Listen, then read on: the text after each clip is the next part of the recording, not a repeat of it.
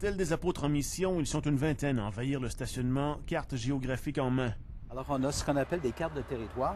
Alors, c'est divisé en secteurs et chaque groupe de témoins par auto va visiter un secteur durant l'avant-midi. Parmi eux, Mélissa, 17 ans, attire notre attention.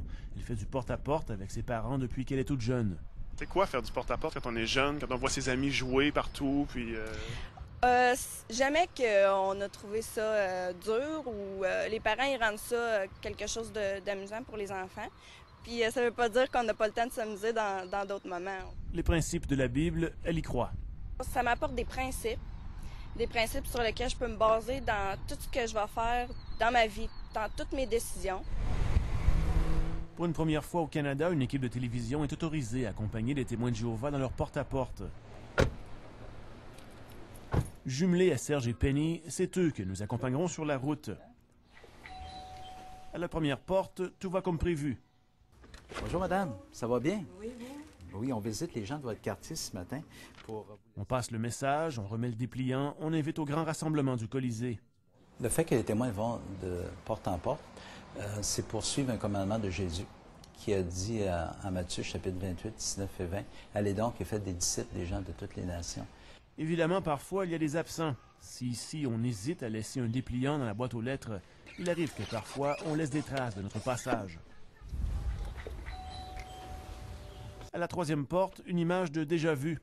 L'homme refuse catégoriquement tout échange avec les messagers. Je voulais vous laisser une invitation spéciale à notre assemblée à Québec. C'est beau, ça m'intéresse. Bon, excusez-moi de vous avoir dérangé. Bonne journée.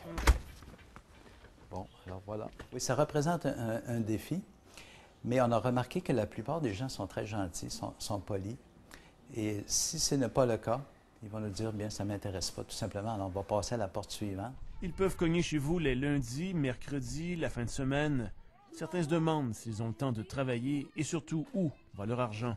Moi, je travaille chaque soir, alors ça me libère durant la journée. Donc, j'ai organisé mon horaire de cette façon. D'autres témoins vont sortir souvent le samedi matin. Alors, c'est une occasion pour eux, ils sont en congé. Contrairement à d'autres religions, on n'a pas une dîme ou un 10 % à donner. Alors, dans notre salle du royaume, on a des petites boîtes de contribution en arrière. Alors, si quelqu'un veut donner quelque chose au cours de l'année, alors il est bienvenu de le faire, mais il n'y a rien qui est exigé de nos membres. S'ils sont dans ce quartier, ce n'est pas par hasard. Plutôt, un premier rendez-vous dans la salle du royaume a permis aux membres d'échanger, mais aussi de recevoir les directives. Avant de prendre la route, l'assistant ministériel prépare le plan de match de la journée. On laisse les invitations aux gens, les gens qu'on rencontre ce matin. Alors, on peut juste même leur dire que c'est leur invitation personnelle, puis c'est sans engagement de leur part. Ici, pas de grands prêtres, que les membres, appelés les anciens, qui maîtrisent la Bible. Dans la Bible, on les décrit un peu comme des bergers. Alors, c'est un peu ça. C'est des gens avec qui on va faire référence si on a besoin d'encouragement. Les frères qui ont besoin d'arrangement, OK. OK, Chris avec Sébastien, Roland avec André. Finalement, le ministre forme les équipes qui iront de porte en porte. Personne n'est envoyé seul. Bonjour Serge, ça va bien? Prête pour ton étude biblique? Il arrive parfois qu'on est invité à entrer, comme ici chez les Caron. La petite famille a pris contact elle-même avec les Jéhovah juste après le 11 septembre 2001.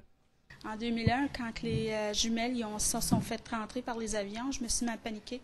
Je pensais que c'était la fin du monde. Ça m'a donné le courage d'aller cogner chez les témoins. J'étais nerveuse. J'ai demandé une Bible, puis ils m'en ont donné une. Depuis, Serge et Penny viennent une fois par semaine étudier la Bible avec toute la famille. As-tu hâte, Jessie, qu'un jour, il n'y aurait plus de maladies du tout sur la Terre? Oui. Ce serait plaisant, hein? Au début, ils n'étaient pas les bienvenus. Je croyais toujours qu'ils utilisaient la Bible à leur propre fin, à leur propre profit à eux autres. Est-ce que dans le nouveau système que Dieu va instaurer, ça va arriver?